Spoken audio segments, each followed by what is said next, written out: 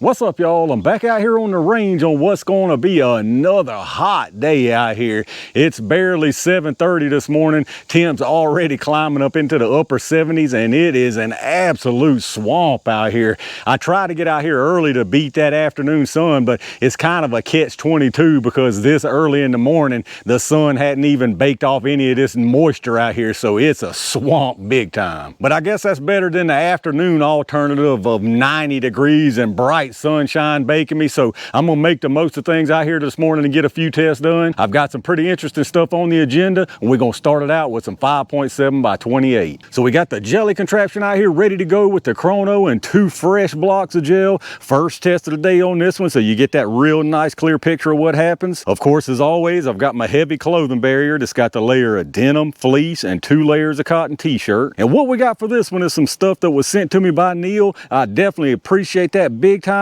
Now, I have tested this round in the past. It's been probably about 4 years ago now. A buddy of mine up at Rural King gave me a few rounds of tests. I run those out of the PS90, and it was with my old setup, no clothing barrier, any of that. So it was definitely due for a retest. Now, I'll tell you right out the gate here, I personally don't think this stuff was worth anywhere close to what they charge for it. It's Leo only stuff, so it's incredibly ridiculously priced. And the only difference between this, now this is the 198 LF. If y'all don't know what this is, SS198 LF, this is their 27 grain lead-free projectile. It's basically an aluminum core HP here. Here's a look at your cartridge, a brass case. The only difference between this and the 195 as far as the looks is this one's painted with that green tip. Now, that's not like 5.56. There's no steel core or anything. That's just to designate the difference between it and the 195. And besides that green tip, the only difference between this 198 LF and the 195 LF is it being loaded to a little bit higher velocity. There's about 100 FPS difference between these two as far as load data,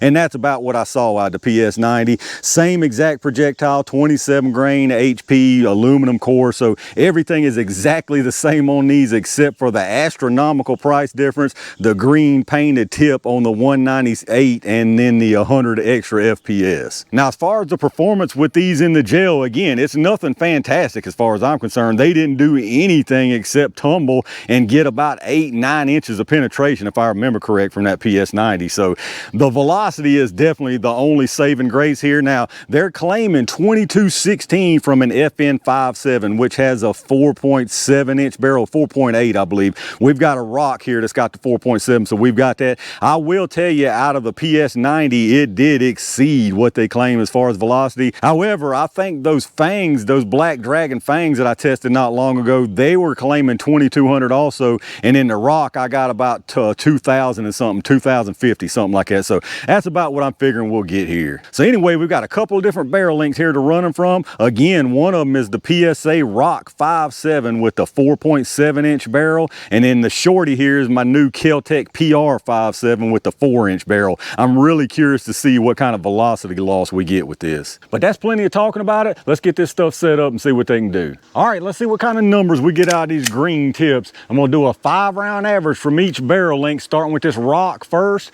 Now, remember this stuff was saying 2216 from a FN57, which is 4.8 inches. This is 4.7, but now again, that Dragon Fang stuff we saw 2050 something, so I expect we're gonna see about that with this, probably between 2000 and 2100. Now, you will see multiple velocity readings from this lab radar. The first large number is at the muzzle, and then you've got 5 across the bottom. The first one there is set for 3 yards, which is roughly where the gel is here at 10 feet. And then I've got the other set for 10, 15, 25, and 50. We probably won't see out to 50. That's just the nature of a radar with these really small light rounds, but we'll see what we get anyway. Again, I'm expecting 2000, between 2000 and 2100. 2228, that's very surprising. You know, I say it's surprising. Well, there we go. That's more like it. That first one was hot in that tight, cold barrel, probably. So that stands to reason right there. That's about what I figured. Let's check out the average. All right, so with that one fast outlier there, we ended up with an average of 2144. But again, we had that one high of 2228. All the rest of them were in the 2100. So that being said, that gave us an extreme spread of 128 with a 49.6 standard deviation. I would say that 2228, I guess it's cold barrel. I mean, that's all I can figure right there. So if you want to kind of not count that in, do your thing, but that's what I got, so that's what I'm using. But it'll be interesting to see what happens in that 4-inch PR57. Let's get it reset and check it out. All right, let's see what we get from this 4-inch barrel here. It's going to be interesting to see how much we do lose. We're only talking about, well, roughly 3/4 of an inch difference. If I was guessing, I would say we're still going to be in the upper 2000s, maybe mid to upper 2000s, but let's see what happens here. 2073, 1993. So we kind of got a jump on that first one again. 2028, 2022, and 2010. So once again, we kind of got a jump from the cold barrel, I'm assuming, on that first round. Let's check out the average. All right, so that step down in barrel actually gave us a decent amount of difference right there. I'm glad we did have one that was pretty high from the rest with this also, so it kind of makes it easier to compare. This time we had a 5-round average of 2025. We actually had a high up there of 2073, and the rest of them were in the low 2000s, low mid 2000s. Extreme spread of 80 with a 29.9 standard deviation. So 2025 here, and if you remember out that longer barrel rock, it was 2144. So you talking about 119 feet per second difference. That's a pretty significant difference. Even if you kind of account for maybe that one being extra high, you're still talking about, I mean, 100 FPS difference with just 3/4 of an inch barrel loss. That basically negates any of the benefit from this ammo versus the 195, if you kind of get what I'm meaning. But that's a pretty significant loss, a little more than I thought we were going to see. All that being said, it looks like it did get readings all the way out, and even at 3 yards, we were still over 2,000 feet per second. So there's no doubt really what it's going to do in the gel. It's basically going to do the same thing as I saw before. Big cavitation, it's going to tumble, and probably not a whole lot of penetration. But that's enough guessing about it. Let me get everything set up, and y'all know what time it is. All right, y'all, is the green tip worth the green jelly time? We'll put one from each barrel length into the gel, starting with this rock first. I pretty much know what we're gonna see. Again, I'm guessing some tumbling, a big cavitation, and probably 9 inches, 8-9 inches of penetration. I think that might have curved out the side. That's the only bad thing about these. Let me check it out.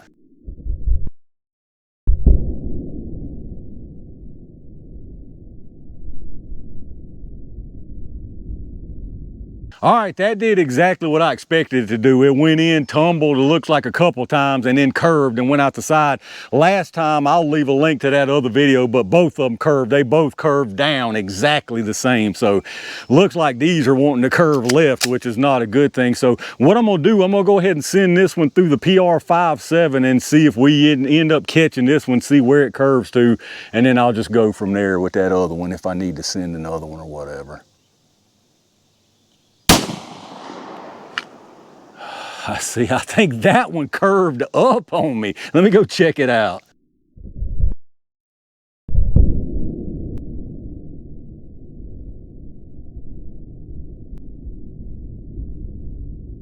All right, y'all, I'm gonna stop right there with this one before it turns into an absolute complete mess, because I can tell you right now, these rounds are gonna curve every single time. I would be willing to bet on it. They're gonna curve every single time. They both curved last time I tested these through the PS90, and you can see both of them curved right here. So any more rounds in here would just track up the gel where we couldn't see anything, just to catch a projectile that really looks just like it did inside the case. So with that being said, as you can see, they look nearly identical. It's the same thing that happened last time between this 198 and the 195. They look exactly the same in the gel. Same penetration, same disruption, same everything, same tumbling. So the only difference, like I mentioned earlier, is a huge cost difference and about 100 FPS. That is literally the only difference between the 198 and the 195. So both of these, as you can see, they come in here, immediate tumbling, nice big energy dump right here,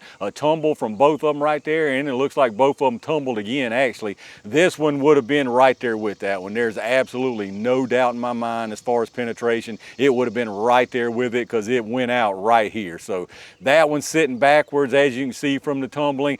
The main problem I have with them is the penetration. You can see here, if this one made it halfway through this block, that's it. I mean, it might have made it 8 inches, maybe trying to reach 9, but that's all you got. And I know this stuff is moving 2,000 feet per second. So if you put this in the right place and it gets to the right place, there's no doubt it's going to get the job done. And yes, there are other considerations, light recoil, capacity, blah, blah, blah, blah, blah. But we're talking just based on pure performance right here. The velocity is the only saving grace of this round. So speaking of that short penetration, we'll go ahead and get the one here from the PR57. So yeah, you're exactly 8.5 inches right there, 8.5 inches of penetration, and the other one went out at like 7 3/4. So it would have been the same. There's no doubt in my mind the penetration would have been nearly identical from that had we caught it. And here's your quick close-up look. Again, they look identical. I mean, you really cannot tell the difference here, especially in person, other than we got one projectile and didn't. And there you can see it. Like I say, it looks exactly like it did before it left the case. And looking from above here, same story. It's hard to see that one underneath just because this other one's up above it, but same story. You can see tumbling, that one curves out the side, and this one curves up towards the top. All right, let's take us a look at this one lonely little projectile, y'all. Like I already mentioned, I mean, there's nothing really to see here. You got some marks from the rifling, but other than that, nothing. It's completely intact. I mean, it's not supposed to do anything with what it did. It's a tumbling round, and it tumbled. That's all it did. You can see the base there. No kind of deformation, no nothing going on. And this is how it looked the last time, even out of the PS90. But let's get us a few measurements on this thing and see what that's looking like. 27 grains as far as the weight is what it started at.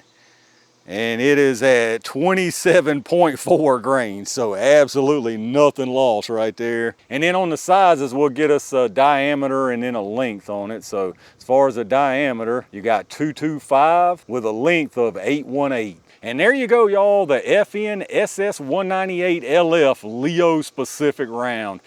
Again, I already knew what I was going to see right here. Just based on that PS90 test, this did exactly what it was supposed to do. Now, is this something that I want?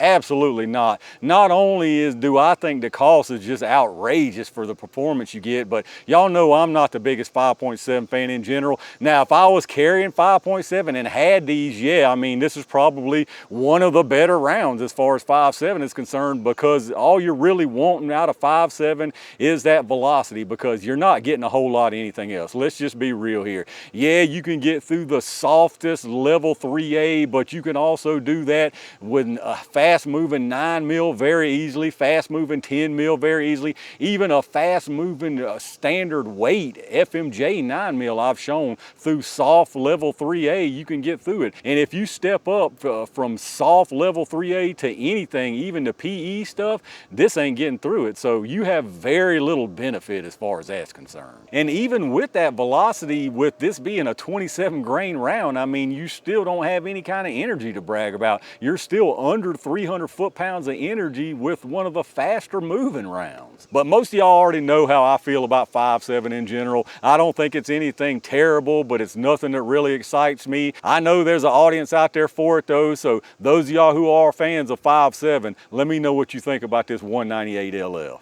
All right, y'all, I'm gonna call it right there for a pretty unsurprising test to start the day. The gel performance really looked like a carbon copy of that previous PS90 test I did a few years ago.